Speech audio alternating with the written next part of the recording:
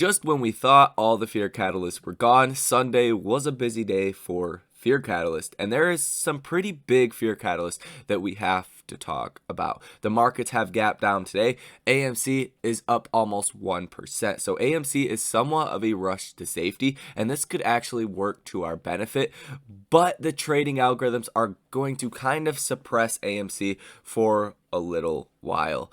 But we're going to break all of this down into this video, so hit the like button for me, consider subscribing to the channel, let me know in the comment section what do you guys think about all of this information, and let's jump straight into it. So AMC is incredibly volatile today. Going back and forth, we were down about 2.5% just a couple of minutes ago. Now we're up 1%. We were up 4% in the beginning of trading. If you pull out the 1 minute candlestick chart, you guys can see straight up to 30.70, back down to our 200-day moving average on the daily candlestick chart, found support, bounce back up. So watch the 200-day moving average if you're looking at the 1 hour candlestick chart to see what's going to happen for the day.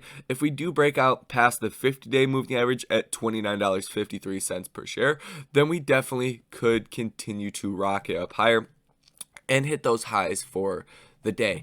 But even if fear catalysts have nothing to do with AMC, it's very important to know that trading algorithms account for 70% of the trading volume across the marketplace.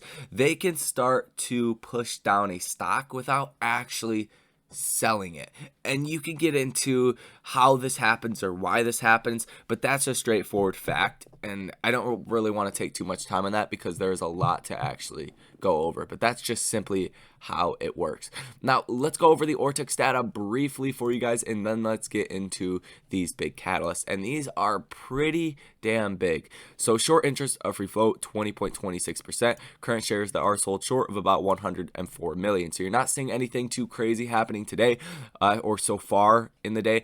Borrowed shares, 36.8 thousand. Return shares, 6.7 thousand. So even though we're seeing this volatility, the stock was up 4%, back down, back up again. You're not seeing shorts covering. So I do think this is a lot of traders, a lot of rush to safety, because you do have quite a bit of mid-cap stocks today that are doing a lot better than your large cap stocks. So I think this is ultimately, in the end, once the fear catalyst does blow over, this will be a bullish, very bullish thing for AMC stock. But today, it could honestly go either way, depending on what the markets do, what the trading algorithms decide to do for AMC stock. Share utilization is at 81.2%. Days to cover at 2.45 days to cover. So we've seen this tick down a little bit more, and the stock did obviously go up about 4% today. But I want to see what really happens over the course of this week to see if this continues just to go back up and the stock price goes down, or if this continues to come down and the stock price does come up. And that's obviously the days to cover versus the stock price correlation that I've talked about many times. Now, let's get into the catalyst that is happening right now.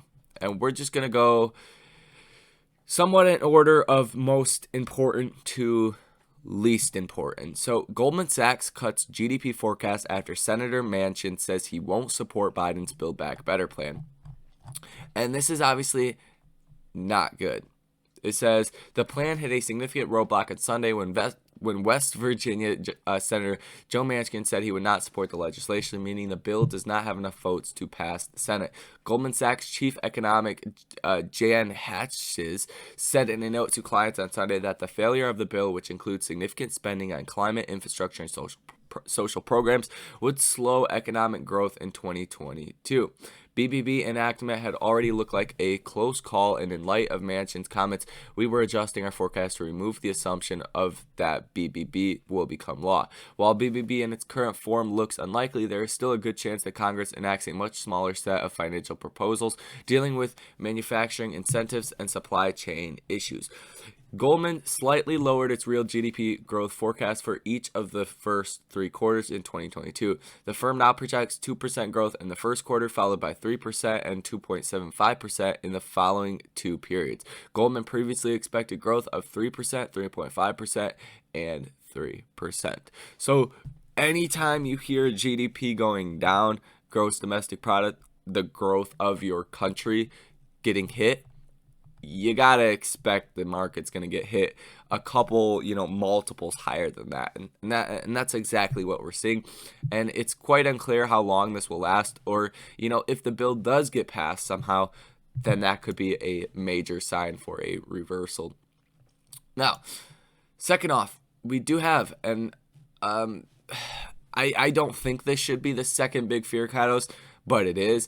European market slide as Omicron worries intensify. Stock 600 down 1.4%. Now, the key points: the possibility of higher restrictions being imposed over the Christmas holidays and into the new year looms over a number of European countries amid an unprecedented surge in COVID-19 cases. The Netherlands entered full lockdown on Sunday until mid-January. Cases have also begun to spiral stateside, with New York State and the District of Columbia posting record daily cases for consecutive days. The World Health Organization said on Saturday that cases of Omicron, which has now been detected in 89 countries, are doubling every 1.5 to 3 days in areas with community transmission. So we know, and it's not really expected, I don't think, too much, that we're going to go into any kind of lockdown again. But even though this is more mild, if it doubles every 1.5 to 3 days compared to Delta that doubled every roughly 14 days, then you could see millions of cases per day in the next month or two here in America. And even if the fatality rate, hospitalization rate is 5 times less than Delta, you still would get more hospitalizations, and that's the one thing that could cause lockdowns, is when the hospitals become too crowded and overrun. So investors are kind of pricing all of this in, with the Dow Jones down 1.57%, S&P down 1.4%, NASDAQ down 1.37%, and the Russell 2000 down 2.64%. But what I think is even more important, and I think the markets are actually pricing this in, likely more than Omicron, but Omicron is definitely causing more fear, is the Chinese central bank cuts a benchmark rate for the first time since the pandemic. The People's Bank of China lowered the 1-year loan prime rate to 3.8%, down from 3.85%. The 5-year loan prime rate remained unchanged from the prior month at 4.65%. The last time the central bank cut the 1-year and 5-year LPR was in April 2020, according to data from Wind Information. Now, if you guys are confused on why this is so important and why this should be causing and is causing a lot of fear today, essentially, when you start cutting rates, that is signaling that your economy is slowing down. When you cut rates, you add accommodation to the economy. When you raise rates, you take accommodation away. And accommodation meaning money. And China does not move their interest rates around a lot. You guys can see that from 2016 all the way to 2019, this rate stayed the same. They didn't do anything. They only cut when they absolutely have to. Same thing, during 2020 as well. It got cut down to 3.85% and stayed there this whole time. Now they cut, and they only cut a little bit by 0.05%, but this is potentially a sign to come. And if the Chinese economy does continue to slow down, then that's a sign that they're going to continue to cut rates. But it's also a sign that, hey, they were the first country to get out of the pandemic. If they're slowing down, then potentially we're going to slow down next. And we don't really have room right now with inflation 7% to be cutting rates to stimulate the economy. So all in all, not good things that we're seeing today. But does it change the trade on AMC? Absolutely not. Does this make the AMC trade even more bullish? Absolutely it does. Why does it? Because when AMC is up 1%, that is drawing attention to AMC. AMC could potentially be the rush to safety and a massive short squeeze trade in other hedge funds' eyes, the people that have a lot of money that actually move the needle. We're not seeing shorts covering that is causing this 1% move. It's the FOMO buyers and the day traders. We also have good news, expected good news coming this week after the Matrix movie is announced and what the numbers are, coming likely on Thursday. So an end of the week bounce, or rally, I should say, because it's not really a bounce at this point. An end of the week rally does look very likely, in my personal opinion. And just watch out for the key levels. Watch to see if we stay above $28 per share. Watch for resistance around $32, $35 per share.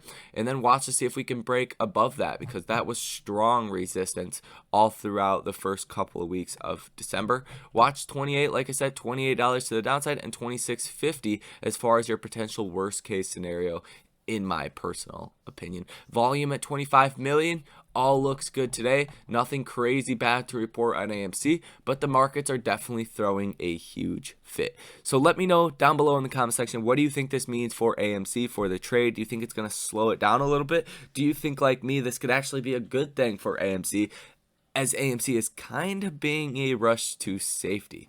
Hit the like button for me. Consider subscribing to the channel as well. Check out the links down below in the description of this video for free stocks, as well as the links pinned in the pinned comment. Go ahead, follow me over on Twitter, and there's a link for the buy and sell alert. So love and appreciate you guys. Thanks for watching this video. I will see you in the next one.